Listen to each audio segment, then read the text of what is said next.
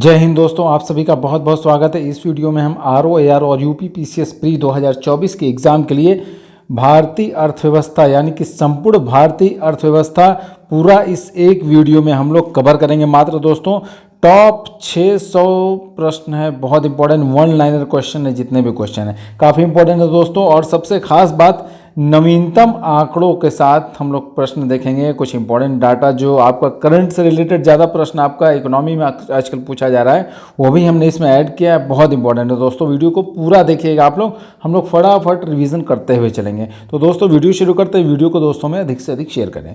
तो पहला क्वेश्चन है, भारत की राष्ट्रीय आय का मुख्य स्रोत क्या है? सेवा क्षेत्र है दोस्तों। आपका सेवा क्षेत्र का योगदान लगभग 53% से ज़्यादा है। आपका सेवा क्षेत्र का योगदान आपका देश की सकल घरेलू उत्पाद में।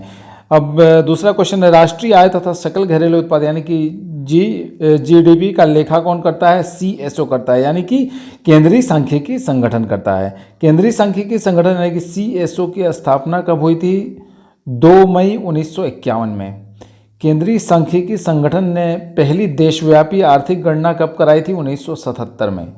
CSO का मुख्यालय कहाँ स्थित है? नई दिल्ली में।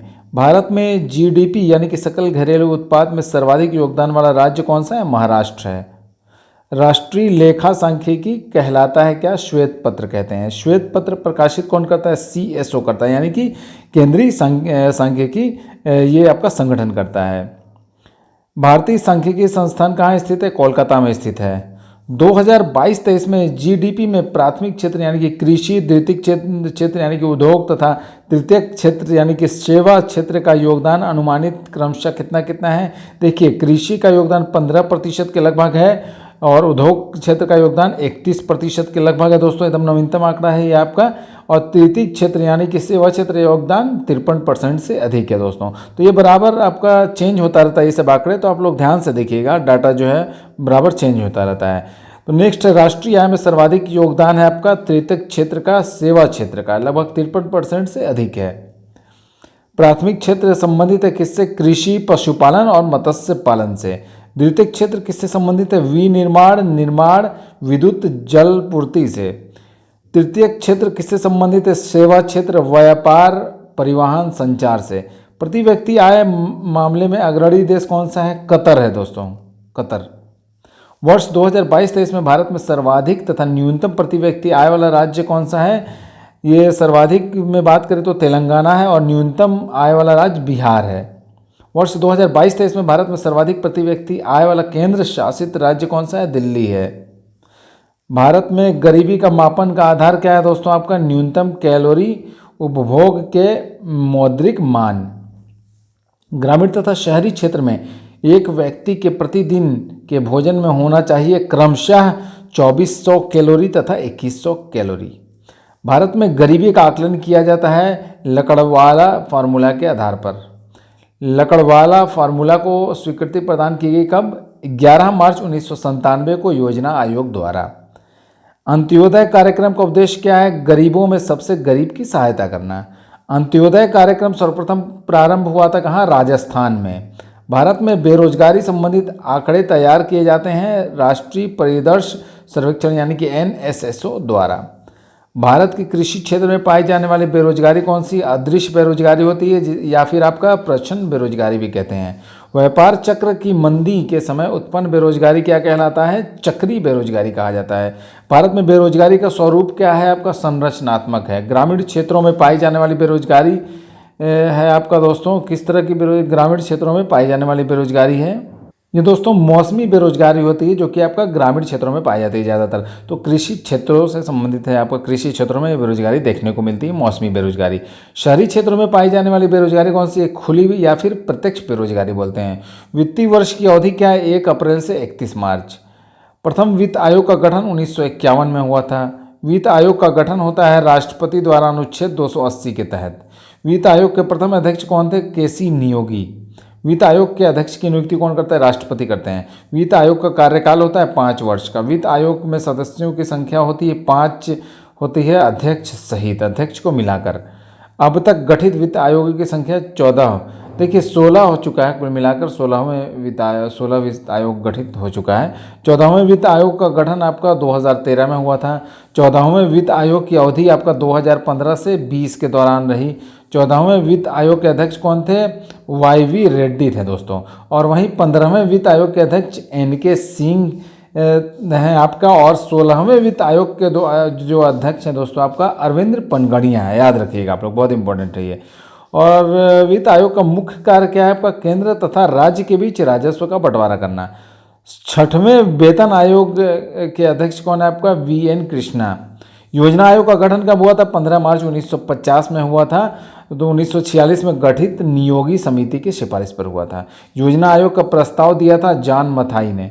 योजना आयोग संस्था थी ये परामर्शदात्री एवं गैर संवैधानिक संस्था थी ये योजना आयोग। योजना आयोग का अध्यक्ष कौन होता है? प्रधानमंत्री होते थे। योजना आयोग के प्रथम अध्यक्ष एवं उपाध्यक्ष कौन थे? क्रमशः पंडित जवाहरलाल नेहरू जो थे आपका अध्यक्ष थे योजना आयोग के प्रथम, और उपाध्यक्ष कौन थे? गुलजारीलाल नंदा उपाध्यक्ष थे दोस्तों आपका। अब योजना आयोग को समाप्त करके नीति आयोग का गठन कर दिया गया है दोस्तों। योजना आयोग का मुख्य कार्य क्या था आपका? पंचवर्षीय योजना का निर्माण तथा रूपरेखा तैयार करना। योजना आयोग के अंतिम अध्यक्ष एवं उपाध्यक्ष क्रमशः कौन थे आपका? नरेंद्र मोदी तथा मोन्टेग सिंह अहलूवालिया। योजना आयोग के स्थान पर किस नई संस्था का गठन हुआ है? तो नीति आयोग का गठन हुआ है। नीति का फुल फॉर्म होता है national institution for transforming India. NITI Aayog राष्ट्रीय भारत परिवर्तन संस्थान जिसे बोलते हैं आपका अस्तित्व में कब आई थी? 1 जनवरी 2015 को गठन किया गया था। नीति आयोग के अध्यक्ष कौन होते हैं? प्रधानमंत्री होते हैं। नीति आयोग के प्रथम अध्यक्ष एवं उपाध्यक्ष कौन है? तो क्रमशः नरेंद्र मोदी एवं अरविंद पनगड़िया। ये आपका प्रथम उपाध्यक्ष था अरविंद पनगड़िया। और नीति आयोग के अध्यक्ष कौन होते हैं? प्रधानमंत्री होते हैं। ठीक है। नीति आयोग संस्था है ये गैर संवैधानिक संस्था है ये, गैर संवैधानिक, इसके अलावा परामर्शदात्री एवं विशेषज्ञ संस्था है। योजना आयोग द्वारा इंडिया विजन 2020 का दस्तावेज प्रस्तुत हुआ था 23 जनवरी 2003 को। इंडिया विजन 2020 में सकल घरेलू उत्पाद यानी कि GDP लक्ष्य निर्धारित है 9% का। सुपर कैबिनेट कहलाता है योजना आयोग को कहा जाता है। राष्ट्रीय विकास परिषद यानी कि NDC का गठन हुआ था आपका 6 अगस्त 1952 को हुआ था।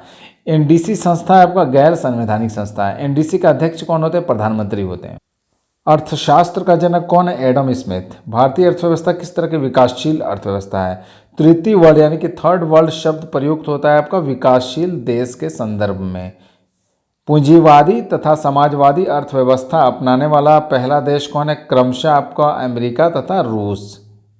विश्व की सबसे बड़ी अर्थव्यवस्था अमेरिका की, USA की। विश्व की दूसरी बड़ी अर्थव्यवस्था आपका चीन की है। सकल घरेलू उत्पाद की दृष्टि से भारत का विश्व में कौन सा स्थान है? 5वां स्थान है दोस्तों।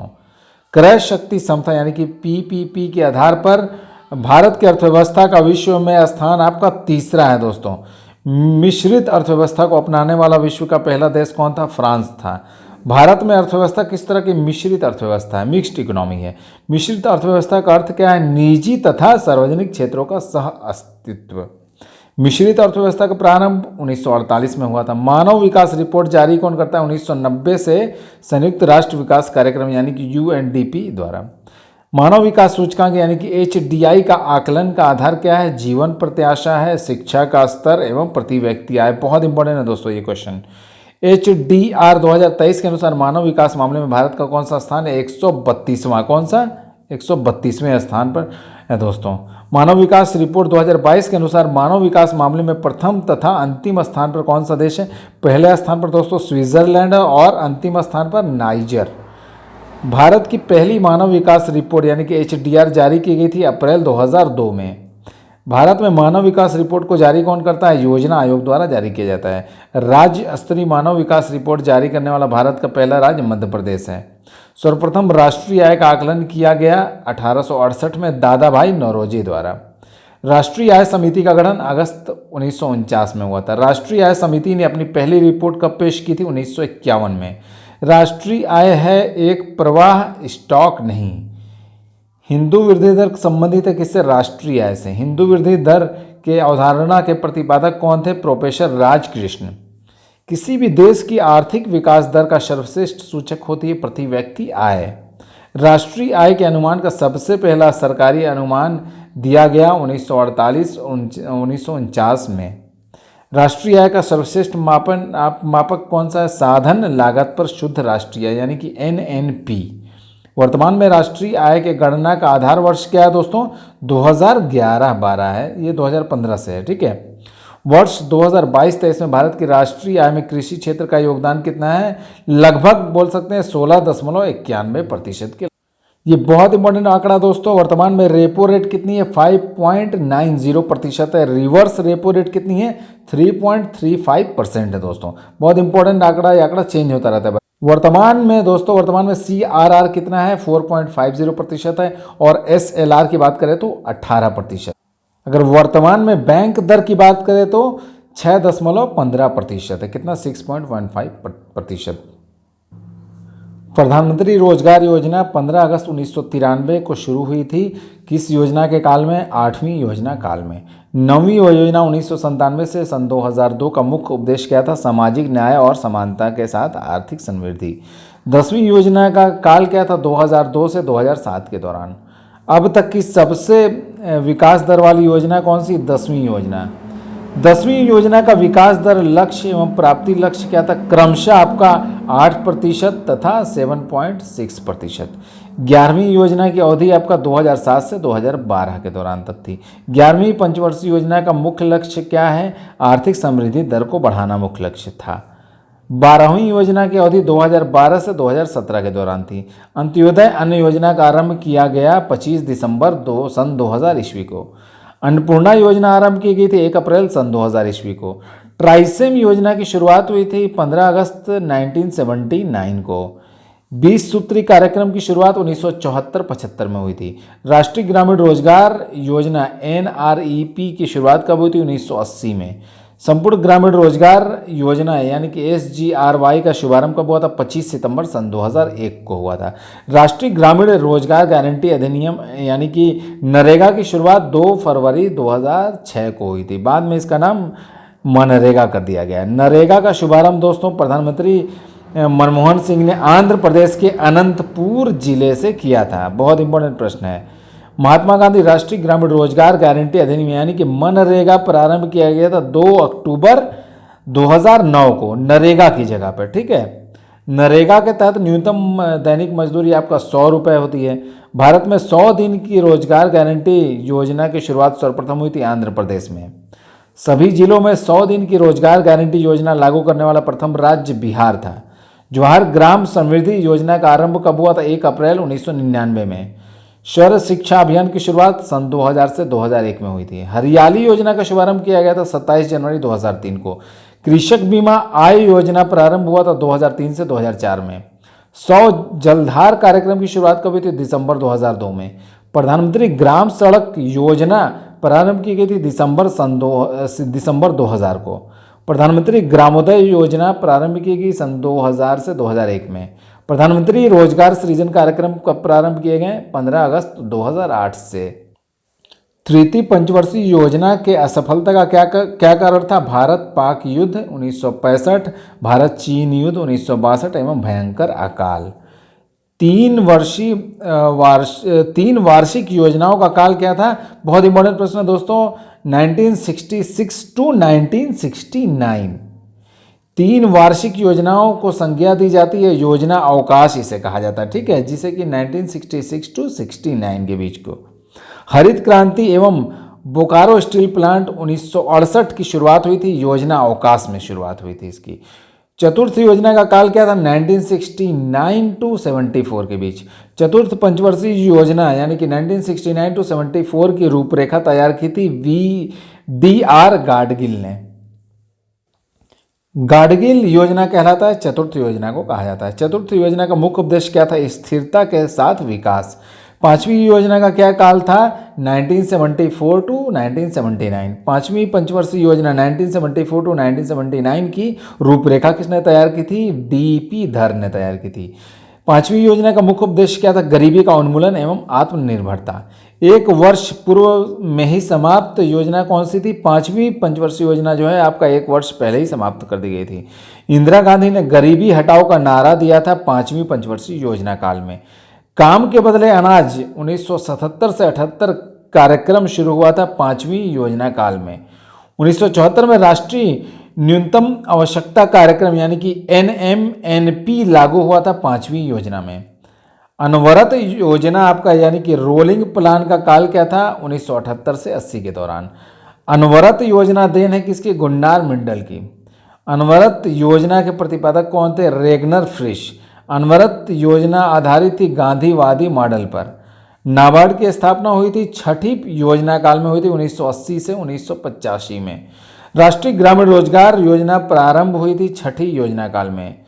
7वीं पंचवर्षीय योजना यानी कि 1985 से 90 की रूपरेखा किसने तैयार की थी, रामकृष्ण हेंगर ने। इंदिरा आवास योजना 1985-86 तथा जवाहर रोजगार योजना 28 अप्रैल 1989 का प्रारंभ हुआ था 7वीं योजना काल में। नेहरू रोजगार योजना अक्टूबर 1989 प्रारंभ हुआ था कब, 7वीं योजना काल में। 8वीं पंचवर्षीय योजना 1992-97 की रूपरेखा तैयार की थी प्रणब मुखर्जी ने। 8वीं योजना का मुख्य उद्देश्य क्या था, मानव संसाधन का विकास। अब तक की सर्वाधिक सफल योजना कौन सी थी, 8वीं योजना थी। 8वीं योजना का विकास दर, लक्ष्य एवं प्राप्ति का लक्ष्य क्रमशः क्या था, आपका लक्ष्य दर क्या था 5.6% तथा 6.8%। महिला समृद्धि योजना यानी कि 2 अक्टूबर 1993 का प्रारंभ हुआ था 8वीं योजना काल में। राष्ट्रीय विकास परिषद के सदस्यों में कौन कौन शामिल होते हैं, केंद्रीय मंत्रिमंडल के सदस्य होते हैं, राज्यों के मुख्यमंत्री, केंद्र शासित राज्यों के प्रशासक तथा योजना आयोग के सदस्य होते हैं। राष्ट्रीय विकास परिषद का मुख्य कार्य क्या है, पंचवर्षीय योजनाओं का अनुमोदन तथा अंतिम स्वीकृति प्रदान करना। भारत में योजना का स्वरूप क्या है, मिश्रित है। भारत के लिए नियोजित अर्थव्यवस्था यानी कि प्लान्ड इकोनॉमी फॉर इंडिया पुस्तक को किसने लिखा है, आपका विश्वेश्वरैया ने लिखा 1934 में। गांधी योजना को तैयार किया था श्री मन्ना नारायण ने आपको 1944 में। बॉम्बे प्लान 15 वर्षीय योजना लागू हुआ था 1944 में, 8 उद्योगपतियों द्वारा लागू हुआ था। जन योजना यानी कि पीपुल्स प्लान निर्मित की गई थी श्री M.N. राय द्वारा अप्रैल 1945 में। सर्वोदय योजना को प्रस्तुत किया था जयप्रकाश नारायण ने जनवरी 1950 में। नियोजन से क्या तात्पर्य, आर्थिक नियोजन। आर्थिक नियोजन को सर्वप्रथम अपनाया था रूस ने। आर्थिक नियोजन विषय है किसका, समवर्ती सूची का विषय है। आर्थिक नियोजन से संबंधित अनुसूची 7वीं अनुसूची है। नियोजित आर्थिक विकास का शुभारंभ 1951 में। भारत में पंचवर्षीय योजनाओं के क्रियान्वयन का दायित्व होता है केंद्र और राज्य सरकार पर। राष्ट्रीय योजना समिति की स्थापना 1938 में हुई थी। राष्ट्रीय योजना समिति के अध्यक्ष कौन थे, पंडित जवाहरलाल नेहरू। राष्ट्रीय योजना समिति की रिपोर्ट प्रकाशित हुई 1949 में। भारत में पंचवर्षीय योजनाएं प्रेरित है किससे, रूस से। प्रथम पंचवर्षीय योजना 1951 से 56 आधारित थी, आपका हैराड डोमर मॉडल पर आधारित थी। प्रथम पंचवर्षीय में प्राथमिकता किस पर बल दिया गया था, कृषि को बल दिया गया था। द्वितीय पंचवर्षीय योजना 1956 से 61 किस पर आधारित थी, PC महालनोबिस के मॉडल पर। द्वितीय पंचवर्षीय योजना में सर्वोच्च प्राथमिकता किसे दी गई थी, भारी एवं आधारभूत उद्योगों पर। राउरकेला यानी कि उड़ीसा, भिलाई छत्तीसगढ़ व दुर्गापुर पश्चिम बंगाल इस्पात कारखानों की स्थापना की गई थी दूसरी योजना काल में, दूसरी पंचवर्षीय योजना में। पंडित जवाहरलाल नेहरू ने अधिक काम, अधिक उत्पादन एवं अधिक वितरण का नारा दिया था दूसरी पंचवर्षीय योजना में। तृतीय पंचवर्षीय योजना 1961 से 66 आधारित 1961 टू 1966 किस पर आधारित थी, डोमर समृद्धि मॉडल पर। तृतीय योजना में प्राथमिकता दी गई थी अर्थव्यवस्था को स्वावलंबी एवं स्वस्फूर्ति बनाने को। अब तक की सबसे असफल योजना कौन सी थी, तीसरी योजना। तृतीय योजना का विकास दर लक्ष्य एवं प्राप्ति दर लक्ष्य क्रमशः कितना था, आपका 5.6% तथा 2.8%। बहुत इंपॉर्टेंट प्रश्न, नीली क्रांति किससे संबंधित है, मत्स्य पालन से। कृष्ण क्रांति संबंधित है पेट्रोलियम से। ब्राउन क्रांति संबंधित है गैर परंपरागत ऊर्जा से। सुनहरी क्रांति किससे संबंधित है, फल उत्पादन से। सभी क्रांतियों का सम्मिलन है आपका इंद्रधनुषी क्रांति कहते हैं। प्रत्यक्ष कर है आपका आय कर, संपत्ति कर, निगम कर, मृत्यु कर, भू राजस्व कर, उपहार कर। अप्रत्यक्ष कर कौन कौन सा, बिक्री कर होते हैं, तट कर, उत्पाद कर, सीमा शुल्क। केंद्र सरकार द्वारा लगाया जाने वाला कर कौन सा, आयकर, निगम कर, संपत्ति कर, धन कर, उपहार कर, सीमा शुल्क, कृषि धन पर कर, ये सब केंद्र सरकार द्वारा लगाया जाता है। राज्य सरकार द्वारा लगाया जाने वाला कर है आपका भू राजस्व कर, कृषि आयकर, बिक्री कर, मनोरंजन कर, पथ कर, मोटर वाहन कर। कर ढांचे में सुधार के लिए गठित समिति कौन सी थी? चलैया समिति। इसका गठन अगस्त 1991 में हुआ था। वर्तमान में केंद्र सरकार की आय का सबसे बड़ा स्रोत आपका निगम कर है, ये प्रत्यक्ष कर होता है। राज्य सरकार को सबसे अधिक आय प्राप्त होता है आपका वैट से, आपका यानी कि पहले बिक्री कर, ठीक है, पहले आपका बिक्री कर से होता था, वैट टैक्स से आपका प्राप्त होता है दोस्तों। केंद्र को सर्वाधिक निव्वल राजस्व की प्राप्ति होती है उत्पाद शुल्क से। नगर पालिका समिति के राजस्व का मुख्य स्रोत क्या है? चुंगी कर।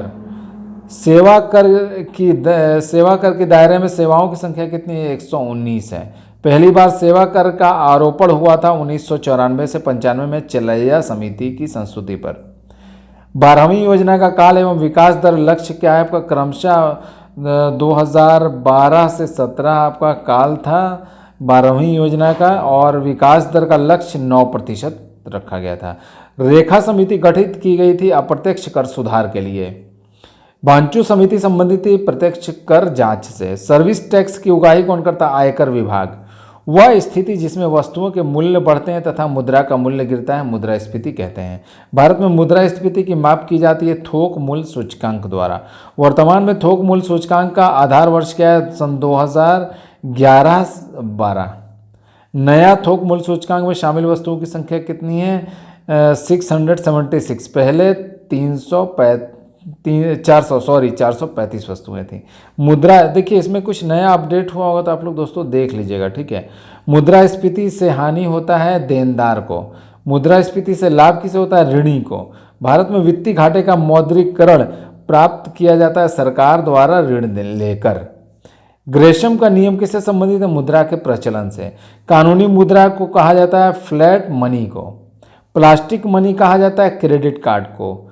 मुद्रा आपूर्ति की सर्वाधिक तरल माप है M1 होती है। मुद्रा पूर्ति में विस्तृत मुद्रा कहलाती M3। M3 को विस्तृत मुद्रा कहा जाता है दोस्तों। राष्ट्रीय कृषि बीमा योजना लागू की गई 1999 से 2000 में। ग्रामीण क्षेत्रों में महिला एवं बाल विकास कार्यक्रम यानी कि DWCRA प्रारंभ हुआ था 1982 में। कपाट का गठन हुआ था 1 सितंबर 1986 को। मुख्यालय है नई दिल्ली में। उपभोक्ता की बचत का सिद्धांत किसने दिया था? अल्फ्रेड मार्शल ने। बंद अर्थव्यवस्था का अर्थ क्या? आयात निर्यात बंद करना। न्यूनतम समर्थन मूल्य का संबंधित है किससे? कृषि से। न्यूनतम समर्थन मूल्य लागू करने वाली संस्था कौन सी है? कृषि एवं लागत मूल्य आयोग यानी कि CACP। भारत में सबसे पहले चकबंदी कानून लागू की गई 1920 ईस्वी में बड़ौदा में। चकबंदी के दो प्रकार कौन कौन से? ऐच्छिक एवं अनिवार्य। ऐच्छिक चकबंदी की शुरुआत हुई थी 1921 में पंजाब से। अनिवार्य चकबंदी की शुरुआत हुई थी 1928 में मध्य प्रदेश से। देश में सर्वाधिक जोतों का प्रकार सीमांत जोत है। जोतों का आकार सबसे कम है केरल में। जोतों का आकार सर्वाधिक कहाँ है? सबसे ज़्यादा राजस्थान में है। भारत में कृषि वर्ष मनाया जाता है 1 अप्रैल से 31 मार्च को। रबी फसल बोई जाती है अक्टूबर से नवंबर में। खरीफ फसल बोई जाती है जून जुलाई में। रबी फसल है आपका कौन कौन सा? गेहूँ, जौ, चना, मटर, सरसों। खरीफ फसल कौन कौन सी है? चावल, बाजरा, मक्का। जायद फसल कौन सी है? ककड़ी, तरबूज, खीरा, सब्जी। भारत की प्रमुख खाद्य फसल कौन सी है? चावल है। हरित क्रांति शब्द के सर्वप्रथम प्रयोगकर्ता कौन थे? आपका डॉक्टर विलियम गार्ड। हरित क्रांति की शुरुआत कब हुई थी? 1967 से 68 में। भारत में हरित क्रांति लाने का श्रेय किसने दिया जाता है? गोविंद बल्लभ पंत विश्वविद्यालय को। भारत में हरित क्रांति का जन्मदाता माना जाता है MS स्वामीनाथन को। हरित क्रांति के विश्व स्तरीय जनक किन्हें माना जाता है वैश्विक स्तर पर? डॉक्टर नॉर्मन बोरलॉग को। हरित क्रांति में सबसे प्रभावित फसल गेहूं। हरित क्रांति के समय भारत का केंद्रीय खाद्य एवं कृषि मंत्री कौन थे? CS सुब्रमण्यन। हरित क्रांति का जनक देश कौन है? फिलीपींस। सर्वप्रथम हरित क्रांति आई थी पंजाब में। पीली क्रांति किससे संबंधित है? तिलहन उत्पादन से। भूरी क्रांति का संबंध किससे? उर्वरक उत्पादन से। लाल क्रांति किससे संबंधित है? मांस एवं टमाटर से। गुलाबी क्रांति संबंधित है झींगा उत्पादन से। श्वेत क्रांति संबंधित है दुग्ध उत्पादन से। रजत क्रांति किससे संबंधित है? अंडा उत्पादन से। बादामी क्रांति संबंधित है मसाला उत्पादन से। गोल क्रांति किससे संबंधित है? आलू उत्पादन से। दोस्तों बहुत इंपॉर्टेंट है ये सब प्रश्न। गिल्ड एड बाजार समृद्ध है सोना चांदी से। भारत में विदेशी मुद्रा का सर्वाधिक व्यय होता है पेट्रोलियम उत्पादों के आयात पर। भारत को सर्वाधिक विदेशी मुद्रा प्राप्त होता है रत्न एवं आभूषण से। भारत सर्वाधिक आयात करता है तेल एवं पेट्रोलियम पदार्थ का। विश्व में मुद्रा की मीट्रिक प्रणाली सर्वप्रथम अपनाई गई थी 1790 में फ्रांस में। भारत में मुद्रा की मीट्रिक प्रणाली को अपनाया गया 1 अप्रैल 1957 को।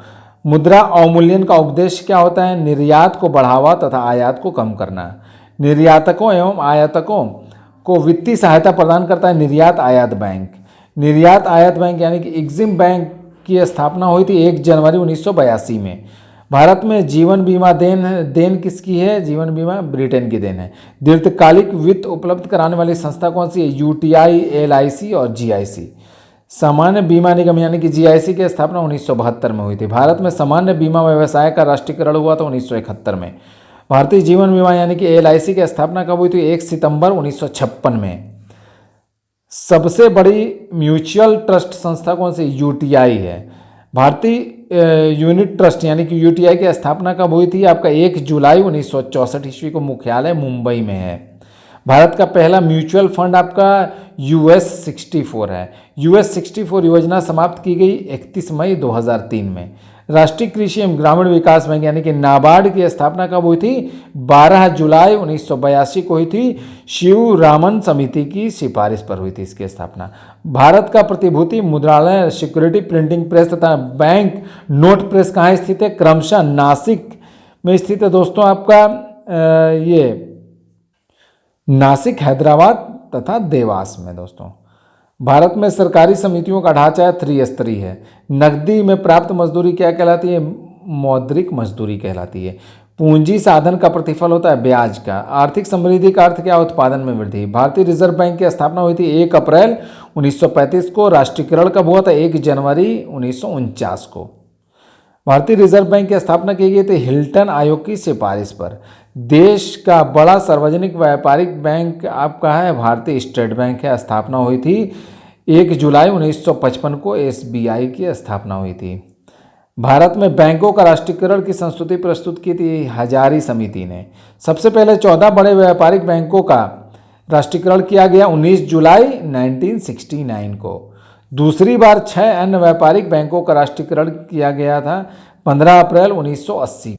दोस्तों कुछ इंपॉर्टेंट चीज़ें देख लीजिए। नीति आयोग के वर्तमान उपाध्यक्ष आपका सुमन के बेरी हैं दोस्तों, और पूर्व में इनसे पहले राजीव कुमार थे। और नीति आयोग के वर्तमान CEO कौन है दोस्तों? VVR सुब्रमण्यम। ठीक है, याद रखिएगा, वर्तमान की बात हो रही है। रिजर्व बैंक केंद्र एवं राज्य सरकार को ऋण प्रदान करता है 90 दिन का। भारतीय बैंकों का सर्वाधिक शाखाएं हैं यूनाइटेड किंगडम में। प्रीपेड कार्ड जारी करने वाला पहला वाणिज्यिक bank oriental bank of commerce. निजी क्षेत्र से पूंजी उगाने वाला पहला राष्ट्रीयकृत bank oriental bank of commerce है। नरसिम्हम समिति किससे संबंधित है? बैंकिंग सुधार से। गोइपोरिया समिति संबंधित है बैंक में ग्राहक सेवा सुधार से। देश का पहला मोबाइल बैंक है आपका लक्ष्मी वाहिनी बैंक, ये मध्य प्रदेश में। देश का प्रथम तैरता ATM स्थापित किया गया कोच्चि में SBI द्वारा। यूटी बैंक लिमिटेड का 30 जुलाई 2007 से नया नाम रखा गया है आपका एक्सिस बैंक लिमिटेड। RBI अपने अनुसूची बैंकों को जिस दर पर ऋण उपलब्ध कराता है वह क्या कहलाता है? बैंक दर कहलाता है दोस्तों। बैंक RBI द्वारा निर्धारित राशि को जब प्रतिभूति के रूप में अपने पास रखता है तो वह क्या कहलाता है? वैधानिक तरलता अनुपात यानी कि SLR। बैंक RBI द्वारा निर्धारित राशि को जब नगद के रूप में RBI के पास जमा करे तो वह क्या कहलाता है? नगद आरक्षण अनुपात यानी कि CRR दोस्तों। भारत में सहकारी बैंकों की शुरुआत हुई थी 1904 में। मौद्रिक नीति की घोषणा भारतीय रिजर्व बैंक द्वारा की जाती है प्रति 6 माह के लिए। भारतीय औद्योगिक विकास बैंक यानी कि IDBI की स्थापना की गई थी 1 फरवरी 1964 को।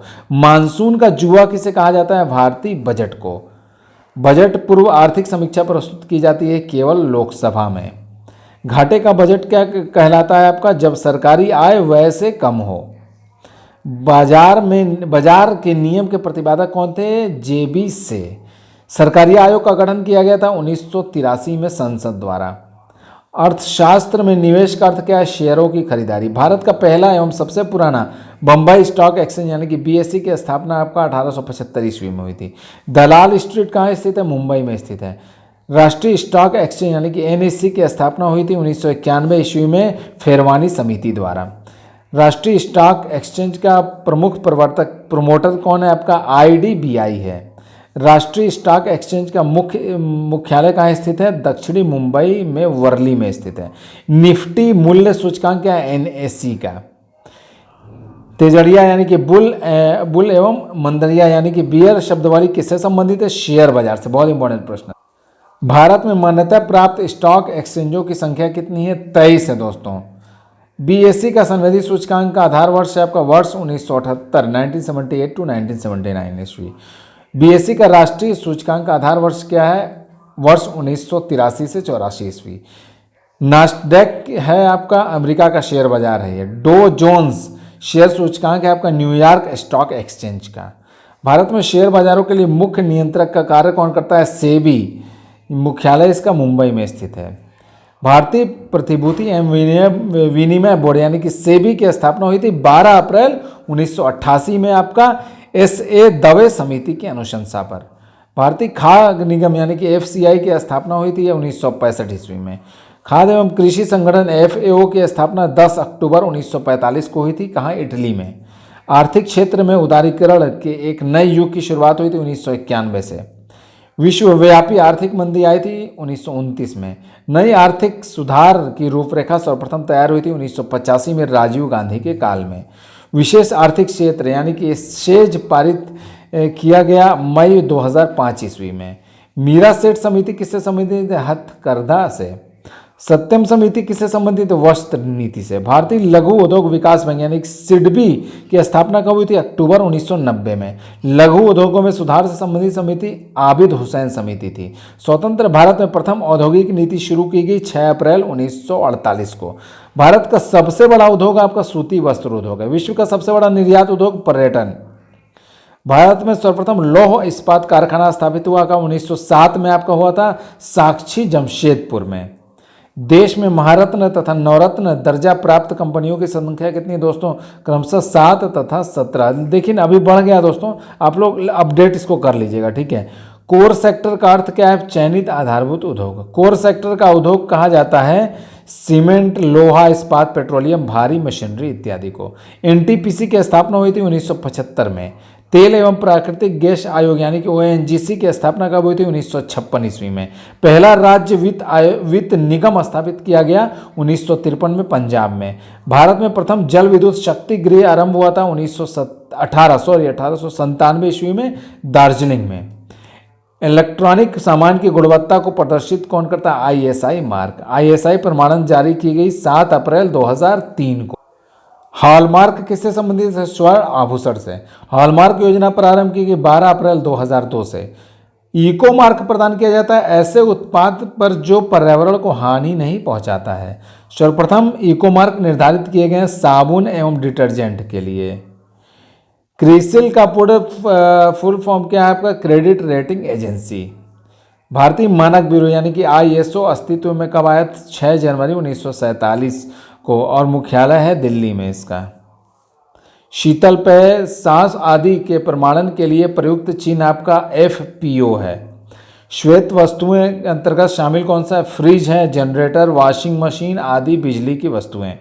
भारत में कर्मचारी राज्य बीमा योजना प्रारंभ की गई थी 1952 में। राष्ट्रीय ग्रामीण विकास संस्थान स्थित है हैदराबाद में, स्थापना हुआ था 1977 ईस्वी में। भारत का सबसे बड़ा नियोक्ता कौन है? रेलवे है। केंद्रीय वन आयोग की स्थापना 1965 में हुई थी। वन अनुसंधान संस्थान की स्थापना हुई थी 1906 में, स्थित है आपका मुख्यालय देहरादून में स्थित है। मृदा समिति संबंधित है सहकारिता आंदोलन से। विश्व में सर्वाधिक सहकारी संस्थाएं हैं भारत में। ऊर्जा संकट भारत में सबसे पहले कब महसूस किया गया था? 1973 में। कृषि वस्तुओं की गुणवत्ता को प्रदर्शित करता है एगमार्क। केंद्रीय एगमार्क प्रयोगशाला है नागपुर में। भारत में पेटेंट अधिनियम सर्वप्रथम पारित किया गया था 1970 में। ट्रेडमार्क अधिनियम पारित हुआ था 15 सितंबर 2003 से। सेल की स्थापना कब हुई थी? 1974 में। सफेद सोना कहा जाता है किसे? कपास को। स्वर्ण द्रव्य कहा जाता है पेट्रोलियम को। बिग पुश सिद्धांत दिया था राडन ने। सहकारी साख संगठन का प्रारंभ 1904 में हुआ था। सुपर 301 किससे संबंधित है? मुक्त व्यापार में अवरोध से। भारत का विदेशी व्यापार सर्वाधिक होता है संयुक्त राज्य अमेरिका से। भारत में विदेशी निवेश करने वाला प्रथम देश कौन है? मॉरिशस। ज्ञान प्रकाश समिति किससे संबंधित था? चीनी घोटाले से। सुंदर राजन समिति किससे संबंधित है? पेट्रोलियम से। भगवती समिति से किससे संबंधित है? बेरोजगारी से। हजारी समिति का संबंध किससे है? औद्योगिक नीति से। दोस्तों आज की जानकारी यहीं समाप्त करते हैं। वीडियो दोस्तों में शेयर करते हैं। मिलते हैं अगली वीडियो में, तब तक के लिए जय हिंद।